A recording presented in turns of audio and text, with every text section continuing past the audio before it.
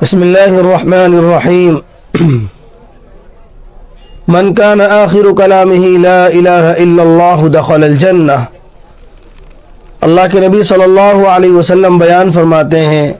کہ جس شخص کا آخری کلمہ لا الہ الا اللہ ہوگا وہ جنت میں داخل ہوگا۔ اللہ کے نبی صلی اللہ علیہ وسلم نے جو یہ حدیث مبارکہ آپ نے بیان فرمائی ہے، اس کے تحت ہمیں یہ بات سمجھنی ہوگی کہ ہمیں ایمان کو کس طریقے سے بچانا ہے کہ ہمارا جب انتقال ہو، جب ہم دنیا سے رخصت ہوں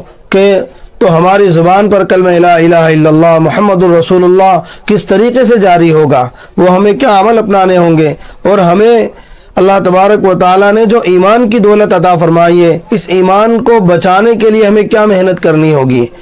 اس لیے کہ ہم یہ دیکھتے ہیں چاروں طرف کہ لوگ ایمان کو چھیننے کے لیے لوگ بہت شدت کے ساتھ محنت کر رہے ہیں کہ مسلمانوں کے دلوں سے ایمان کو کس طریقے سے نکال لیا جائے۔ اللہ کے نبی علیہ الصلاۃ والسلام نے ایک موقع بھی بیان فرمایا کہ ایک دور وہ آئے گا، ایک وقت وہ آئے گا کہ جب مسلمان صبح میں گھر سے نکلے گا تو مسلمان ہونے کی حالت میں نکلے گا، ایمان کی حالت میں نکلے گا، لیکن جب وہ شام کو گھر لوٹے گا تو وہ کفر کی حالت میں لوٹے گا، اس کے دل سے ایمان نکل چکا ہوگا۔ تو یہ بات اللہ کے نبی علیہ الصلاۃ والسلام نے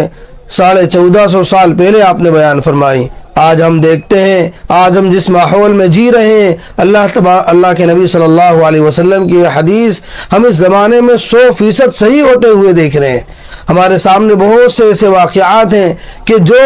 بہت سے فتنے ہمارے زمانے میں رائج ہیں، جو چل رہے ہیں، جن کی محنت یہی ہے کہ کس طریقے سے مسلمانوں کے دلوں سے کلمہ لا الہ الا اللہ کو نکال لیا جائے۔ آپ نے دیکھا ہوگا قادیانیت کی محنت، جس کے لیے ہم محنت کرتے ہیں تحفظ ختم نبوت کے عنوان سے کہ اللہ کے نبی علیہ الصلاۃ والسلام آخری نبی ہیں، آپ کے بعد کوئی پیغمبر نہیں آئیں گے۔ یہ ہمارا ایمان اور عقیدہ ہے۔ حضرت عیسیٰ علیہ الصلاۃ والسلام اللہ کے نبی ہیں، حضرت مہدی قیامت کے قریب تشریف لائیں گے، لیکن آج ہم جب دیکھتے ہیں ہمارے معاشرے میں، ہمارے سماج میں کہ ہر طرف یہ فتنہ چھایا ہوا ہے کہ کس طریقے سے مسلمانوں کے اندر، مسلمانوں کے حلیے کے ساتھ، مسلمانوں کے بیچ بیٹھ کر مسلمانوں کے ایمانوں کو کھینچنے کی کوشش ہو رہی ہے۔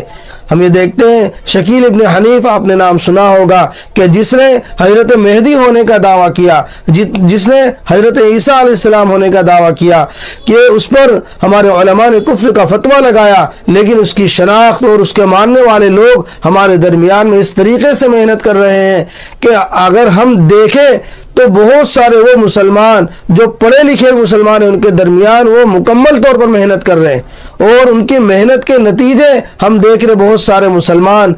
ان کے جس طریقے سے وہ محنت کر رہے ہیں، ان کے چنگل میں چلے جا رہے ہیں، ان کی آواز پہ لبیک کہہ رہے بہت سارے مسلمان۔ اسی لیے ہمیں یہ فکر کرنی چاہیے، ہمیں اپنے ایمان کی فکر کرنی چاہیے، اور ہماری ایمان کے ساتھ ساتھ آنے والی نسلوں کی ایمان کی حفاظت کی فکر کرنی چاہیے۔ اور بالخصوص ہم جب اپنے بچوں کا نکاح کریں اور شادی بیاہ کے موقع پر اگر رشتے آئیں تو ہمیں معلوم ہونا چاہیے کہ سامنے والے جو لوگ ہیں کہ وہ کس مسلک سے تعلق رکھتے ہیں۔ کیوں ہمارے سامنے ایسے واقعات پیش آئے، آپ نے سنا ہوگا کلیان کا واقعہ کہ پوری بارات جو شکیلیوں کی تھی، جو مرتد ہیں، انہوں نے پوری بارات لے کر آئے، اور بارات سے کچھ وقت پہلے یہ علم ہوا کہ وہ لوگ شکیلی ہیں، یعنی وہ لوگ اسلام سے فرے ہوئے ہیں، اسلام سے خارج ہیں، وہ لوگ مرتد ہیں۔ وہ مسلمان بچی کے نکاح کے لیے وہ لوگ آئے، این وقت میں معلوم ہوا، اللہ جزائے خیر دے اس مسجد کے امام صاحب کو اور وہاں کے نوجوانوں کو، انہوں نے ان کی پکڑ کی اور وہ پکڑ کر کے ان کو روانہ کیا۔ اسی لیے ہمارے اس کو یہ سوچنا ہوگا، ہمارے آس پڑوس میں، ہماری مسجدوں میں، ہمارے بیٹھک میں اور کہیں ایسے لوگ تو شامل نہیں ہیں کہ جو لوگ اسلام کے خلاف محنت کر رہے ہیں اور ہمارے نوجوانوں پر اس طریقے سے محنت کر کے ان کے ایمان کو چھیننا چاہ رہے ہیں، ان کے ایمان کو نکالنا چاہ رہے ہیں۔ اسی لیے میری نوجوانوں سے اپیل ہے، میری بزرگوں سے اپیل ہے، خاص طور پر کہ اپنے ایمان کی بچانے کی محنت کرنا ہے۔ کبھی کوئی ایسا واقعات پیش آ جائے تو ہمارے علماء سے رابطہ کریں، ہمارے جو ائمہ حضرات ہیں ان سے رابطہ کریں، اس لیے کہ ایمان کو بچانا بہت ضروری ہے۔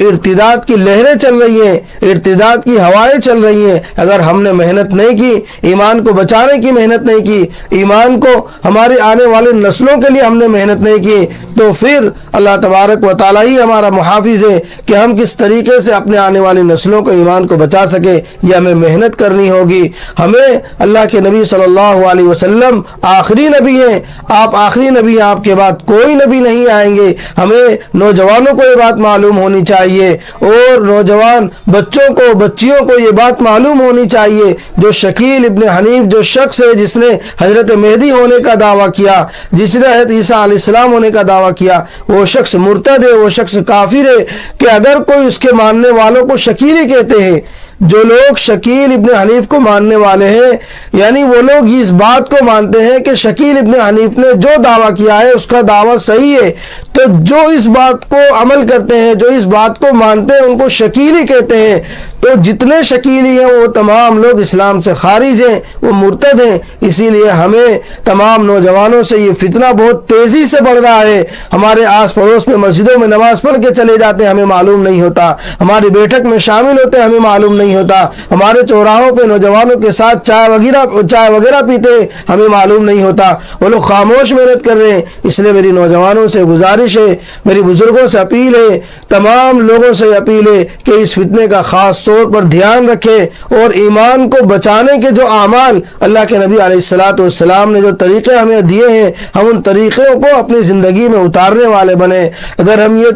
یہ چند باتیں، یہ چند گزارشات ہیں، اگر ہم انشاءاللہ عمل کر لیے، اللہ کی ذات سے امید ہے، اللہ کی ذات سے امید ہے، انشاءاللہ ہمارا بھی خاتمہ ایمان پر ہوگا، ہماری آنے والی نسلوں کا بھی خاتمہ ایمان پر ہوگا۔ اگر ہم تھوڑی سی محنت کر لیں گے، انشاءاللہ ہمارا معاشرہ، ہمارا محلہ یہ ان فتنوں سے پاک ہو جائے گا۔ میں ان تمام حضرات سے اپیل پھر کرتا ہوں کہ وہ ان فتنوں پر خاص طور پر نگاہ رکھیں، ان پر توجہ رکھیں، تاکہ ہمارے بچوں اور بچیوں کو ہم بچا سکیں۔ اللہ تبارک و تعالی ہمارے ایمان کی حفاظت فرمائے، اللہ تبارک و تعالی ہمیں کہنے سننے سے زیادہ عمل کی توفیق عطا فرمائے۔ وآخر دعوانا الحمد للہ رب العالمین۔